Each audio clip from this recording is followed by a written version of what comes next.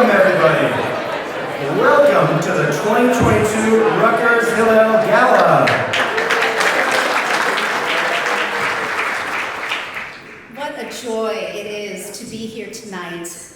For those of you who don't know me, I'm Rabbi Esther Reed, and thank you. Was that my mom? No, that was somebody else. And while this is my first year serving as the interim executive director of Rutgers Hillel, I have been with this organization for over 20 years in various professional roles.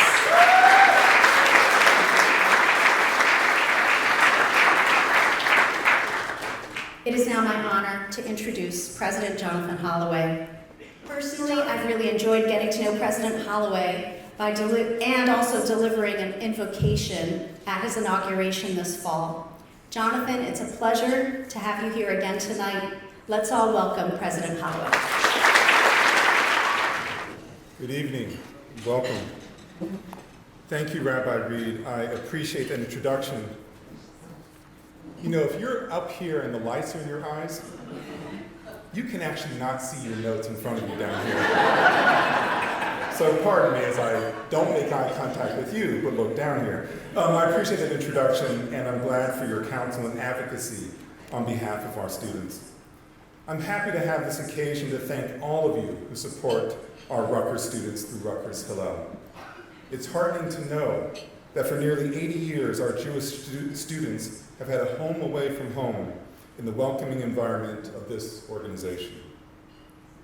That support is no doubt a reason that Rutgers has maintained one of the largest and most vibrant Jewish undergraduate populations in the country.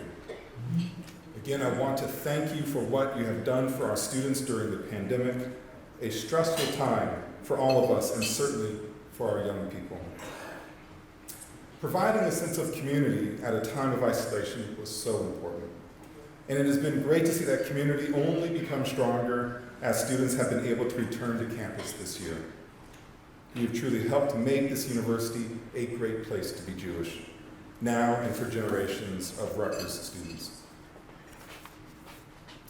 Tonight is a moment for celebrating a few of the many individuals within Rutgers Hillel who have set a particular example of excellence and leadership.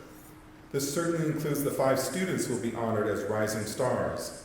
These young people, Morgan, Ari, Sam, Robert, and Ilana, deserve our admiration and our congratulations. Let me also acknowledge all the award winners being honored tonight. Meryl Gonchar,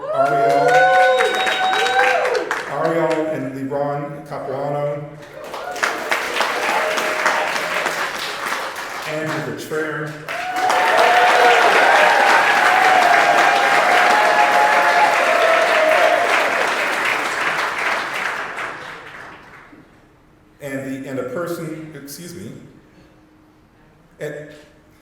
and the person I have the pleasure of introducing now. The work each of you has done serves to lift up others and inspires all of us. Now it is my pleasure to introduce the winner of this year's Visionaries in Partnership Award, and a person who has deep connections to Rutgers University. Ron Ladell graduated from Rutgers here in New Brunswick and then earned his law degree at our law school in Newark. Over a remarkable career, he has ascended to become Senior Vice President at Avalon Bay, where he oversees all its development in the Garden State. He has helped to build communities all around New Jersey and earned recognition among the most influential real estate executives in our state. Just as important, he has shared his expertise in any number of ways. A volunteer consultant for the New Jersey Redevelopment Authority, helping municipalities understand redevelopment issues. A guest lecturer at the Wharton School, Cornell, Lehigh, Rutgers Law, and the Blaustein School. A board member for the nonprofit Center for Great Expectations, which help adults and their children struggling with homelessness, pregnancy, and substance abuse. Here at his alma mater, he also supports our students through his services on Rutgers Center for Real Estate Studies and his classroom expertise as an adjunct professor in the Rutgers Business School. His example of excellence in professional life and selflessness in civic life is a tremendous example to our students.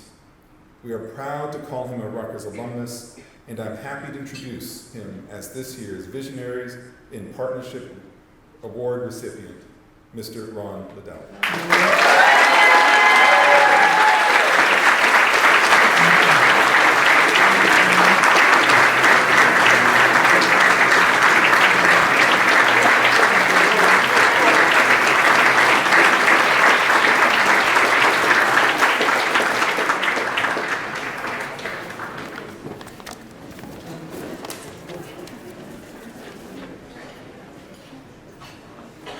Well, thank you for that tremendous introduction. Modulated a little bit with regard to the volume. Let me first start by congratulating all the other honorees. Your inspiration to Hillel is something that we commend and appreciate every day and every year. And without your commitment, it wouldn't be this institution that it is today. So thank you and congratulate all the other honorees. I want to start by thanking Rabbi Reed, Lee Rosenfeld, and particularly, and I have no idea where she is, Barbara Cohn, for putting this event together this evening. Barbara, as you've told me, it's been a complete joy to work with you and the rest of the Hillel staff. Although she's not here this evening, I do want to recognize my administrative assistant, Nancy Nordling, who, without her undying dedication, this event would not be able to be what it is this evening. And then, of course, to all the supporters that are here tonight and those that could not make the event, thank you for the support of this wonderful organization and making tonight a tremendous success. Over 2 years ago, and that would be pre-COVID, as we mark everything these days, I met with Andrew, Lee, and Barbara to discuss receiving this award this evening. They took me on a tour of this wonderful facility, and it was obvious to me that the student presence, the student involvement, and student commitment was both palpable and pervasive. And it made me think back, and this is true, 4 decades ago, what it was about my experience at Rutgers that made it so special for me. What I sought back then to achieve from Rutgers University in my career, and what I determined to be my passion at that young, impressionable time. I was a junior transfer from another college. I had an advantage. I knew what I wanted to be in my career. I'll date myself. I watched Perry Mason. I love Raymond Burr, and I wanted to be a lawyer. I also had my major decided, political science. I love political theory and modern day campaigning. And I minored in philosophy because I wanted to know why. And I wanted to develop critical thinking. I was lucky. I was assigned to Brent Hall, and I'm speaking to some of the current students that know where that is. And I was fortunate, serendipitous, that my roommate belonged to a fraternity down the street, a few hundred yards away on Union. The first week of arriving at campus, I went to the fraternity, met some great guys, and wanted to join, which I did. And less than a year later, my brothers supported me and recognized something in me and made me president of that fraternity. Even back then, I viewed college as a value proposition. What I put in, I want to get something out. What I put in was time and money, and I wanted to get skills that would better me in my career down the road. Let me give you some of the examples. And remember, this is the early 1980s. My fraternity was the epitome of inclusion and diversity. We didn't just have one religion or ethnicity or race. We took them all, and we enjoyed that and had pride with regard to that. I also learned very quickly, as serving as president, how to motivate my brothers, whether it was to win the intramural sports competition or raise money for St. Peter's Hospital down the road on Easton Avenue back in the day. I also, and it's a little nerdy, I admit, learned how to run a meeting and read Robert's Rules of Order to be better at it. I learned how to budget and do financial planning. It was my responsibility to report to the Board of Trustees the financial well-being of our fraternity. I also was thrust into advocacy at times. Back in the day, the city of New Brunswick was very fixated on property maintenance issues for fraternity houses. And I interacted with them and the Rutgers administration about fraternity and sorority affairs. Oh, and by the way, I did have some advocacy issues when the New Brunswick Police Department called twice, where I had to bail out two of my brothers who went not on straight line that particular evening. But most importantly, what I learned from back in the day was lifelong relationships. My roommate in college, senior year, is here tonight. He married a fellow graduate from Rutgers, Douglas College. She has a few friends that were together back in the day. After going to many Rutgers homecomings, 40 years later, that group that went from 8 to 16 vacations together, celebrates milestones together, and our respective children think that they're all cousins. That's one of them in the audience right there. When I review that list and think back of the skills that I achieved, I got a great return on my investment, and I feel proud about that. But now let me fast forward 40 years later, as the president alluded to. I was so fortunate to group together with a few people, some here tonight, some not, to start the Center for Real Estate under the guidance of Morris Davis, the academic director, who is here also this evening. See, Rabbi Reed, President Holloway, and Morris, you knew early on that academia was an admirable vocation. You understood at an early stage in your lives how rewarding it can be to interact with students. I learned a little later, but I want to tell you about that. Now, Morris challenged me to teach, which I readily accepted. Every Tuesday afternoon for the last 7 years, for 3 hours, I show up to Rutgers Business School, and I have the pleasure to teach about 50 students real estate law in the fall, and 50 students to teach real estate development in the spring. During those 3 hours, no Avalon Bay deal means anything. My cell phone is gone, and I require the students to put their cell phone away also. Teaching is incredibly rewarding. I'll give you an example. A student asks a question, and I try the Socratic method. I don't directly answer it. And if I'm fortunate, the question boomerangs around the class, and it engages the students in it. And then when I really get fortunate and lucky, I've never answered that question, but the students, you can see, recognize and deduce and understand the answer. I even see that though they're wearing masks. And beyond the actual classroom setting that I'm involved in, I have the ability to give career advice to students on a regular basis. First, when I talk to them, I describe the opportunities that exist at Rutgers University, an incredibly unique university, one of a kind, with, by the way, and I looked it up, over 750 student-run clubs. I say to the students, maybe you want to pursue a foreign language and become bilingual.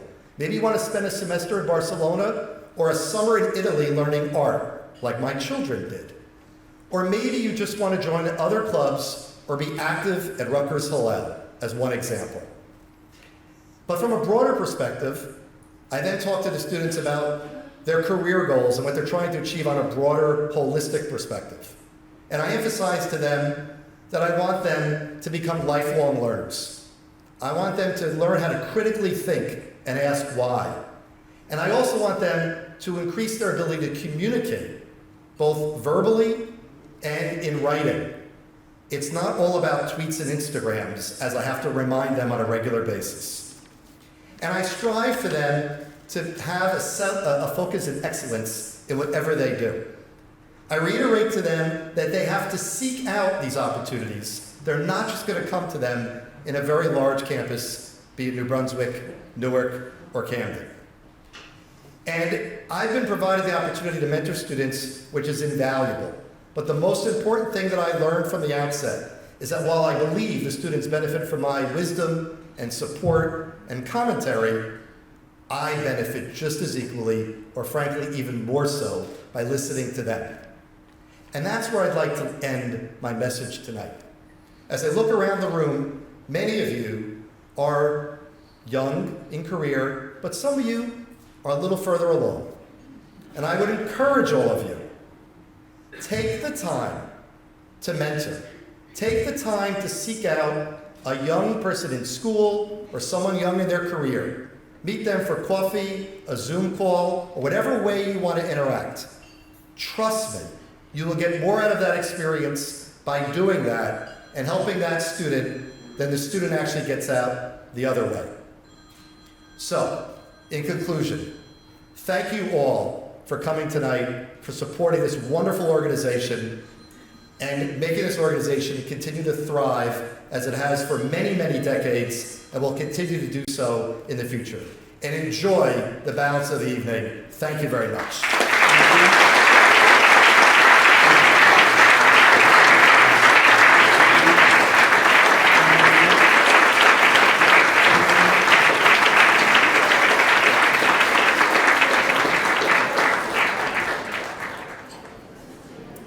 The quote here comes from the liturgy.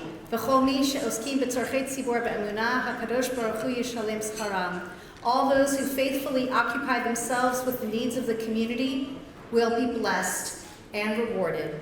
Ron Ladell, class of '83, class of '86. Visionary in Partnership in Grateful Recognition, Rutgers Hillel, 2022.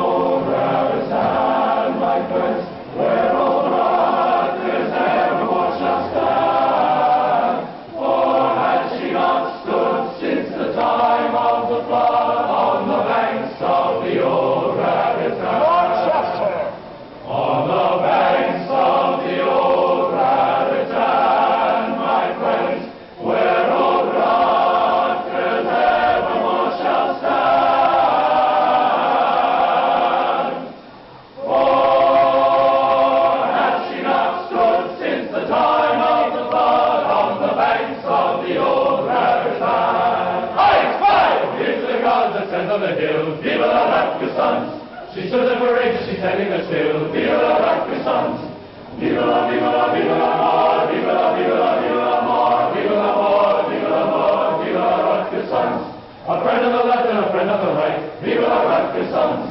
In Italian fellowship let us unite, viva la Rutgers sons, viva la, viva la.